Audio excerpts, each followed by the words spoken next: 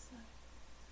Deməli, biz bugün C++'a tam sıfırdan ilk anlayışlar, onların tətbiqi ilə pillə-pillə hərəkət edərək öyrənəcəyik. Biz rəqəmsal bacarıqlardan düz 6-cılar yox, amma 7-ci, 8-ci və hal-hazırda 9-da oxuyan uşaqlar. Biz Python proqramlaşdırma dilini necə tətbiq edərək, kod yazaraq öyrənirdiksə, bunu da oxşar formada öyrənəcəyik. İlk olaraq biz Python'da rəqəmsal bacarıqlar keçən uşaqlar üçün deyirəm. Biz Python'da öyrənirdik dəyişənin tipləri, onları necə yazacağımız, onların yazılış formalarını, çap funksiyasını və onların istifadəsini.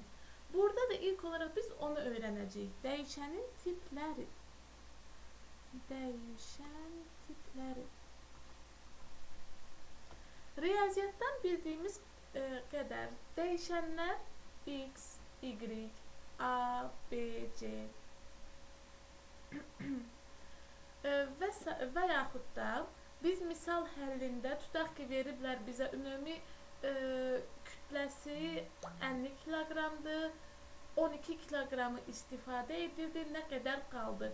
O zaman biz riyaziyyatda da elə dəyişən kimi ümumi 50, istifadə olunanlar 12, qalanları isə qaldı və yaxud da qalan olaraq işarələyirdik. Elə biz kod yazarkən də ümumi, istifadə, qaldı tipli dəyişənlərdən də istifadə edirik.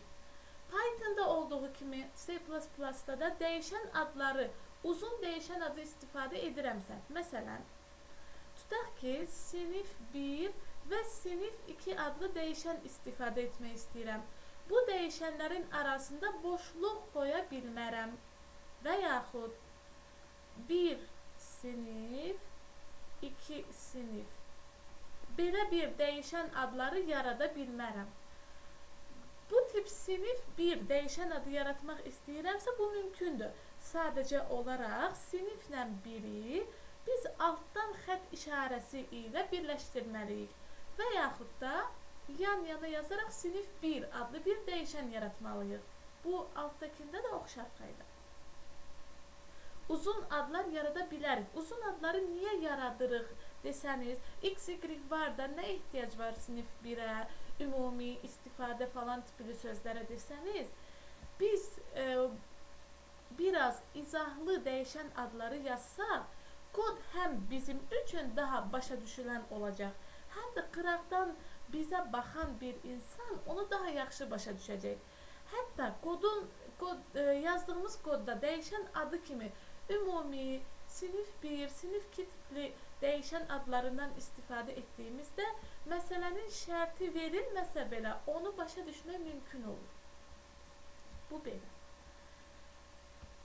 Sonra bu hələ ki dəyişən adları üçün qaydaları idi.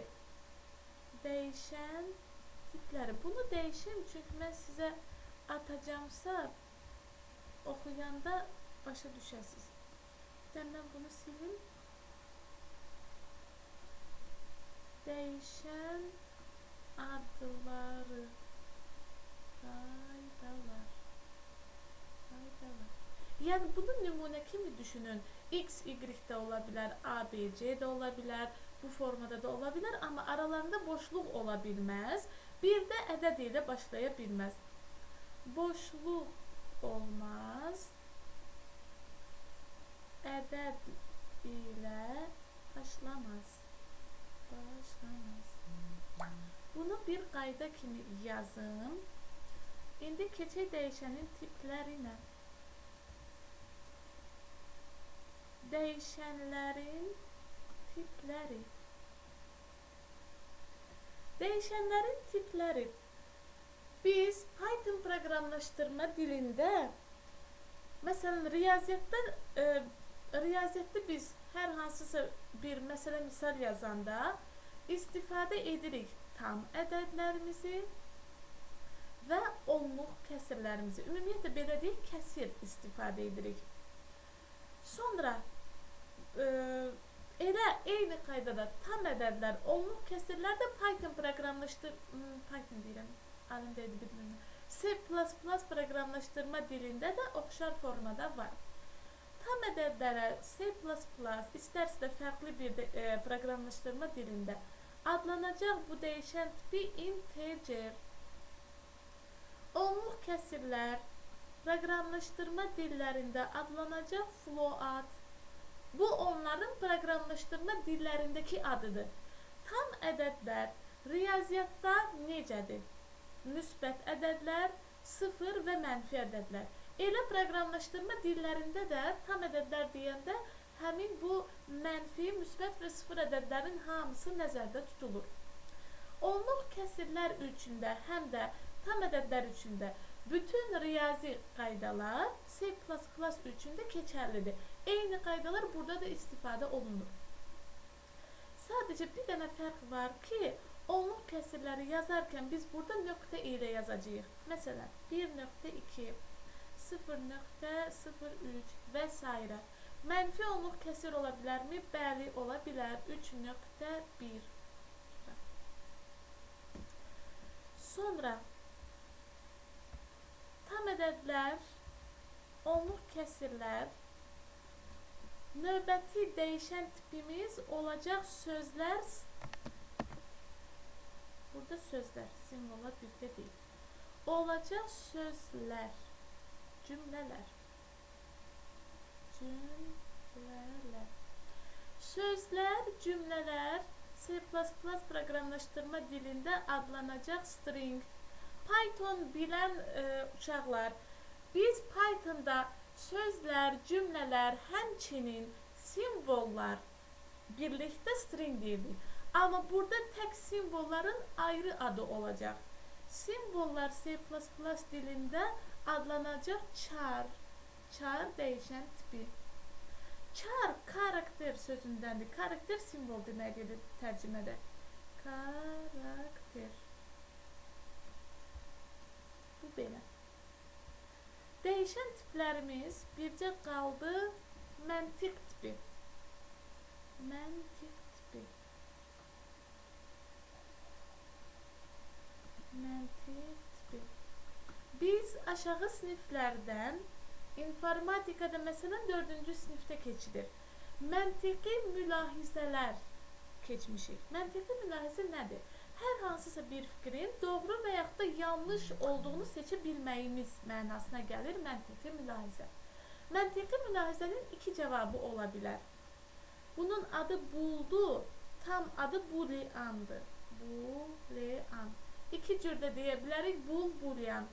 Bunun adını qısaca bool olduğunu bilin. Çünki biz burada istifadə edərkən əgər məntiq tipinə ehtiyacımız olarsa, biz onun qabağına bu yazmalıyıq. Məntiqi mülahizə nədir? Həmin məntiqi mülahizənin doğru və yaxud da yanlış olduğunu təyin edə bilməliyik. Həmin doğru yanlış burada işarələnəcək true və false. True'nun riyazi qarşılığı olacaq 1, false'un riyazi qarşılığı olacaq 0. True doğru deməkdir, hə deməkdir. False səhv deməkdir, yanlış deməkdir. Uyğun olaraq 1 və 0 da o mənaya gələcəkdir. Hələ ki, nəzəri hissəsinin izahı bu qədər. Keçirik tətbiq hissəsinə.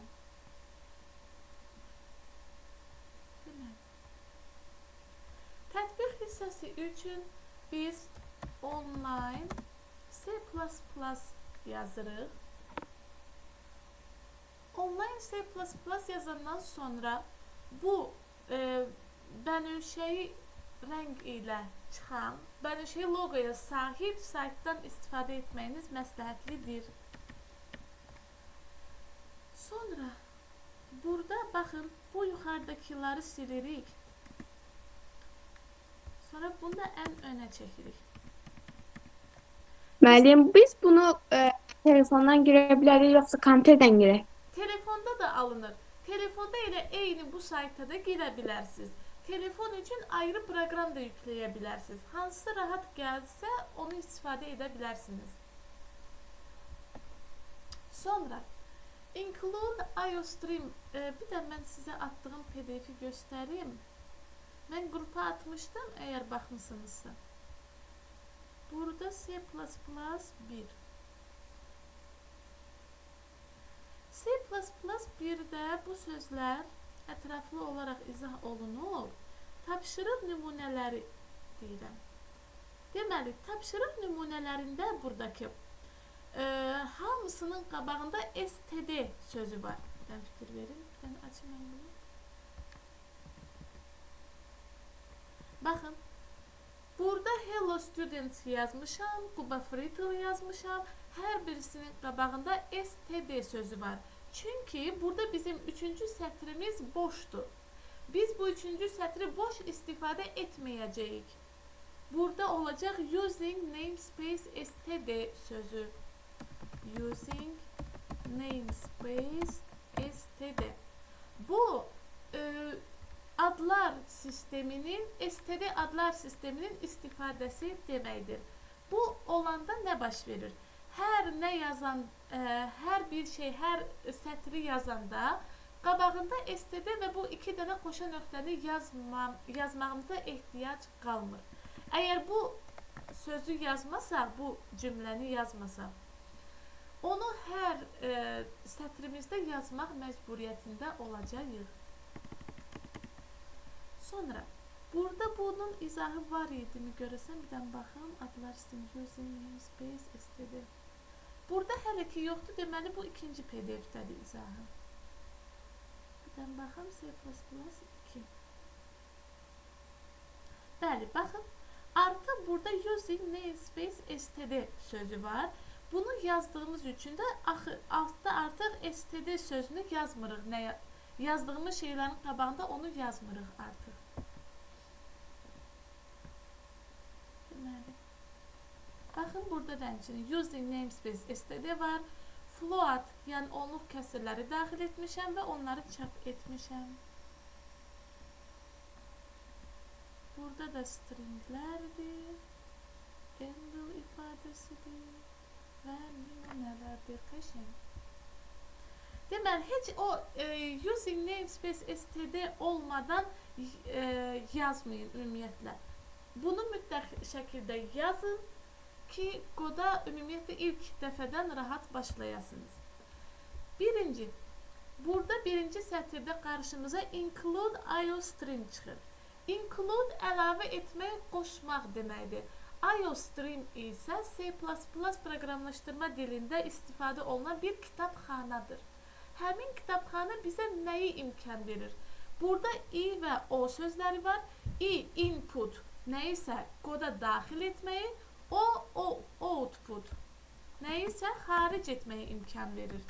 Input tərcümədə daxil etmək, output isə tərcümədə xaric etmək, çap etmək mənasına gəlir. Burada da I və O onu bildirir. Include, biz hələ ki IOStream kitabxanasından istifadə edirik. Dərslərimizi keçdikcə bir neçə kitabxana istifadə edəcək və bütün kitabxanalar include sözü ilə əlavə ediləcək kodumuza. Include-dan öncə də kitabxananı qoşmaq üçün bu DS işarəsindən istifadə olunur. Burada yazdığım bu cümlənin qoda heç bir aidiyyatı yoxdur. Bu sadəcə bir qeyd aparmaq üçün hissədir. Mən bunu yazanda fikir verin, yaşıl formada yazıldı. Çünki onun qabağında əyri 2 dənə slash xəttini yazdım. Bu 2 slash xətti comment, şərh yazmaq üçün istifadə olunur. Bizim bu şərhimizi kod sahəsində yazdığımız əlavə qeyd kimi başa düşə bilərsiniz. Bu qeydləri şagirdlər istifadə etmir, şagirdlərin bunu yazmağına ehtiyac olmur. Bunu adətən müəllim dərs izah edərkən nə isə həm qodla eyni anda izah etmək üçün istifadə edir. Int main əsas funksiyamızı bildirir. Biz hələ ki funksiya dərsini keçməmişik. Funksiya dərsini keçəndə bunun fərqli formalarını da keçəcəyik. Sadəcə biz bu hissəni birinci sətirdən 8-ci sətrə qədər olan hissəni şablon kimi əzbərə bilməliyik. Include IOStream using namespace std. Int main bu mötərizədə bomboş olur, heç nə yazılmır. Bəzəkli mötərizə açılır, bəzəkli mötərizə bağlanılır.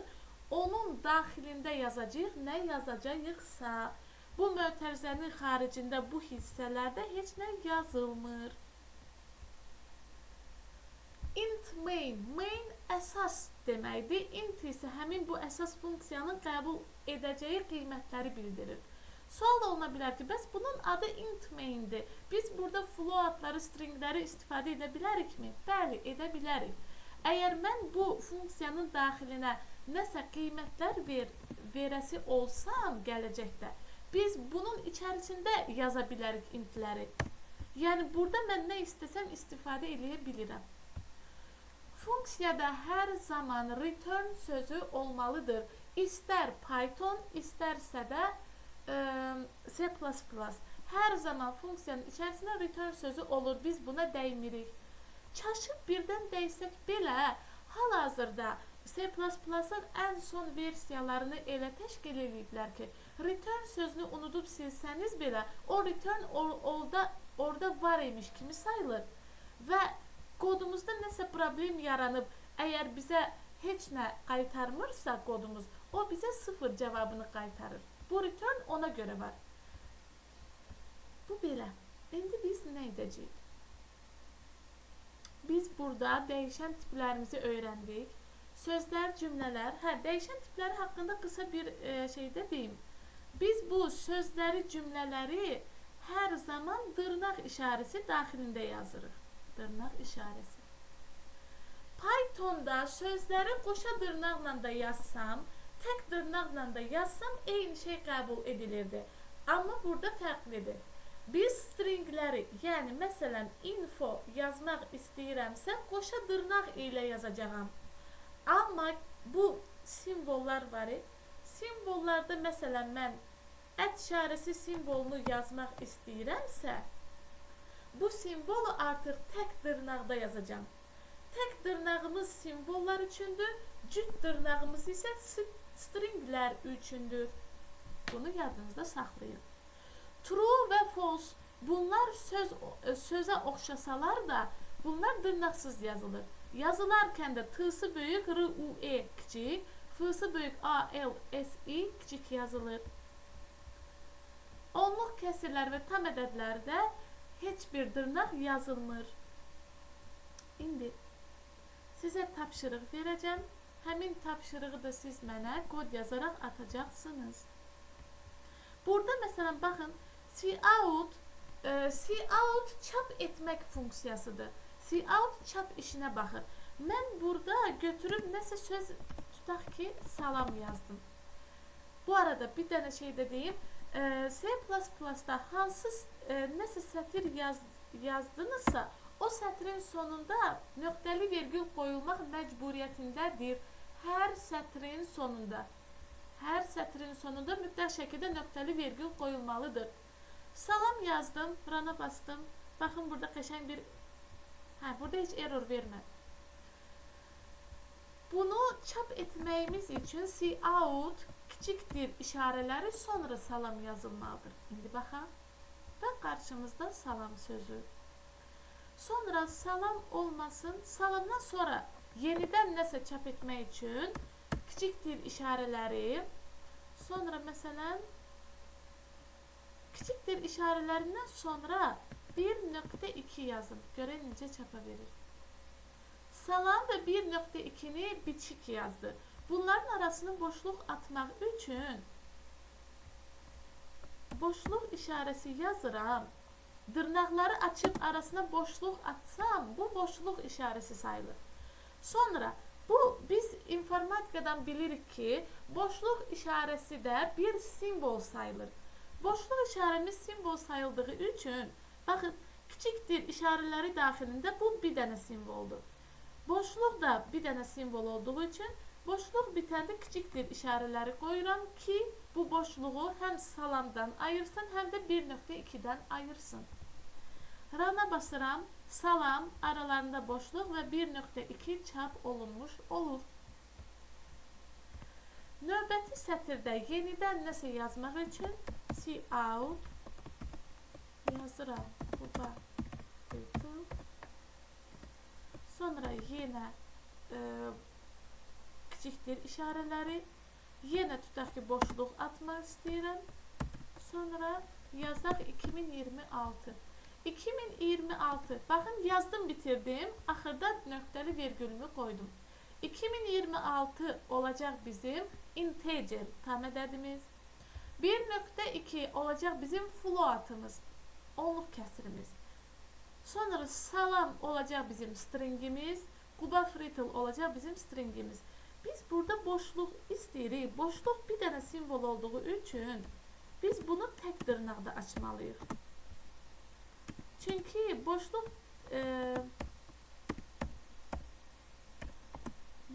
bir dənə simvoldur. Tək simvol tək dırnaq ilə açılmalıdır C++-da. Baxaq nə baş verirsə. Müəllim, iki dırnaqla açanda nə olur? İki dırnaqla açanda səhv vermədi biz əslində. Boşluqda səhv vermədi. Amma tək bir simvol etmək istəsəm səhv verəcək məncə. Gəlin baxaq. Əslində saytda vermədi. Yenə də baxarıq. Məncə şeydə verir.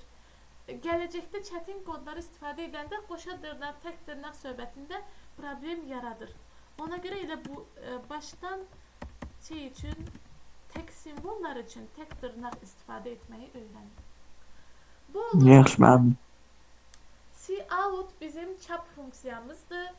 Stringləri yazmaq üçün qoşa dırnaq, simvol yazmaq üçün, məsələn, burada boşluq olmasın, olsun DS işarəsi. Simvolları yazmaq üçün tək dırnaq, onluq kəsirlər və integerlər, yəni float və integer isə dırnaqsız yazılır. Booleanları da çap eləyək. Bu olur true.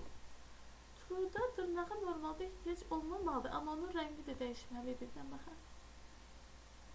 True was not declared this scope. Niyə?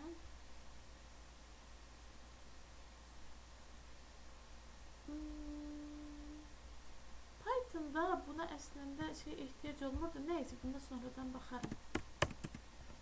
Bu belə. Nümunə kod var qarşınızda. Siz kod yazarkən nə edirsiniz yoldaşlar?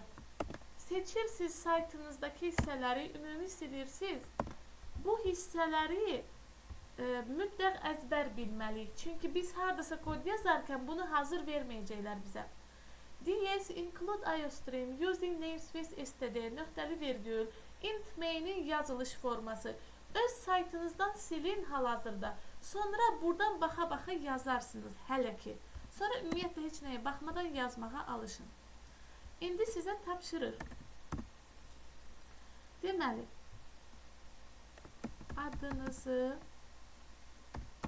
və soyadınızı arasında boşluq olaraq çap edin.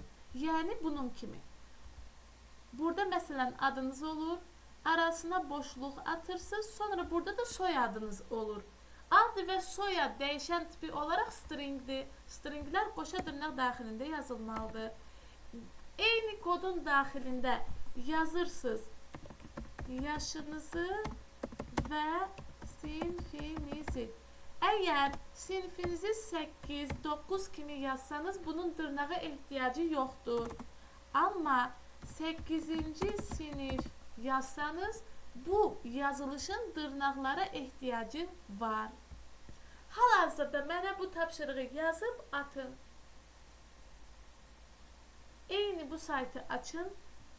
Saytdakı hər şeyi silin. Sonra bu hissələri, yəni bu içərdəkiləri yazmayın. Bunlara ehtiyac yoxdur. Bu şablon hissələri 3, 4, 5-ci sətir, 6-cı sətirdəki mötərizə, return 0 və bu 11-ci sətirdəki mötərizə. Bunları siz yazırsınız ekrandan baxa-baxa. Sonra da cout çap funksiyamızdır. Cout'dan sonra kiçikdir işarələri, adınız, sonra boşluq işarəsi, sonra soyadınız. Altda da yaşınız və sinfiniz. Yazın və mənə atın.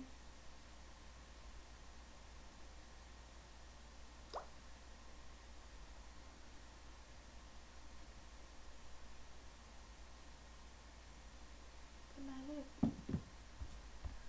siz hələ ki tapşırıq yazarkən mən videonu dayandırım.